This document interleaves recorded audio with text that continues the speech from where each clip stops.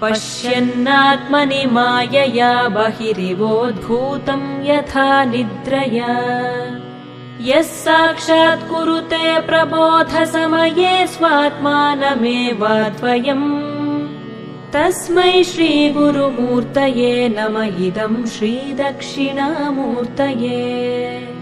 तस्मै श्रीगुरुमूर्तये नम इदम् श्रीदक्षिणामूर्तये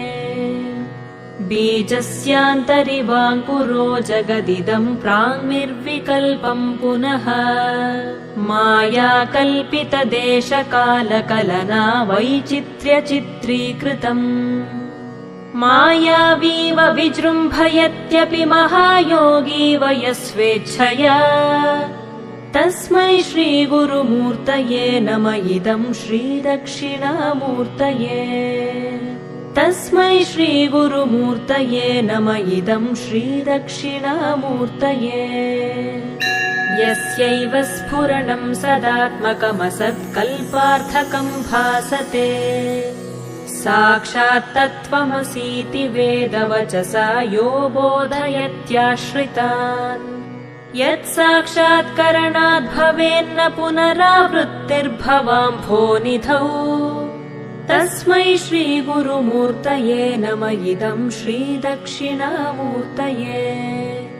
तस्मै श्रीगुरुमूर्तये नम इदम् श्रीदक्षिणामूर्तये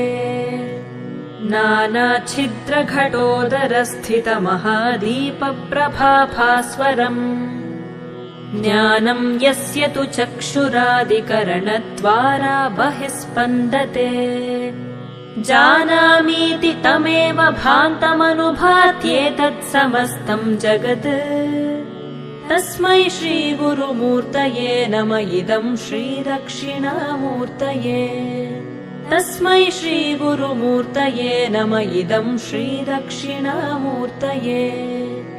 देहम् प्राणमपीन्द्रियाण्यपि चलाम् बुद्धिम् च शून्यम् विदुः स्त्रीबालान्धजडोपमास्त्वहमिति भ्रान्ता भृशम् वादिनः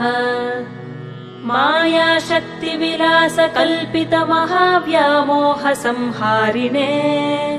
तस्मै श्रीगुरुमूर्तये नम इदम् श्रीदक्षिणामूर्तये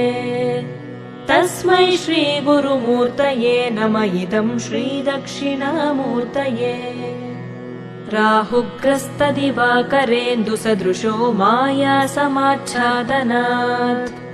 सन्मात्रः करणोपसंहरणतो यो भूत्सुषुप्तः पुमान् प्रागस्वाप्समिति प्रबोधसमये यः प्रत्यभिज्ञायते तस्मै श्रीगुरुमूर्तये नम इदम् श्रीदक्षिणामूर्तये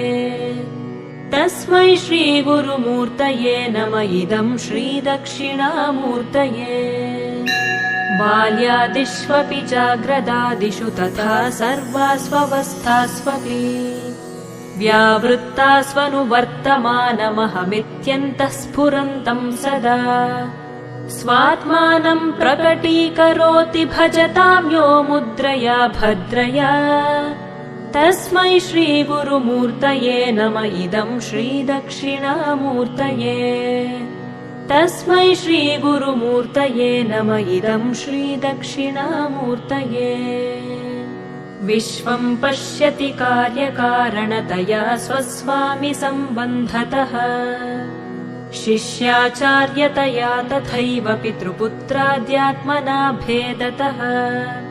स्वप्ने जाग्रति वा य एष पुरुषो माया परिभ्रामितः तस्मै श्रीगुरुमूर्तये नम इदम् श्रीदक्षिणामूर्तये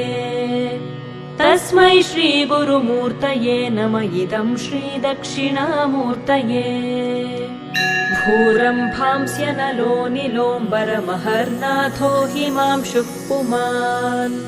इत्याभाति चराचरात्मकमिदम् यस्यैव मूर्त्यष्टकम् नान्यत्किञ्चन विद्यते विमृशताम् यस्मात्परस्माद्विभोः तस्मै श्रीगुरुमूर्तये नम इदम् श्रीदक्षिणामूर्तये तस्मै श्रीगुरुमूर्तये नम इदं श्रीदक्षिणामूर्तये सर्वात्मत्वमिति स्फुटीकृतमिदं यस्मादमुष्मिंस्तवे तेनास्य श्रवणात् तदर्थमननात् ध्यानाच्च सङ्कीर्तनात् सर्वात्मत्वमहाविभूतिसहितं स्यादीश्वरत्वं स्वतः सिद्ध्येत् तत्पुनरष्टधा परिणतं चैश्वर्यमव्याहतम्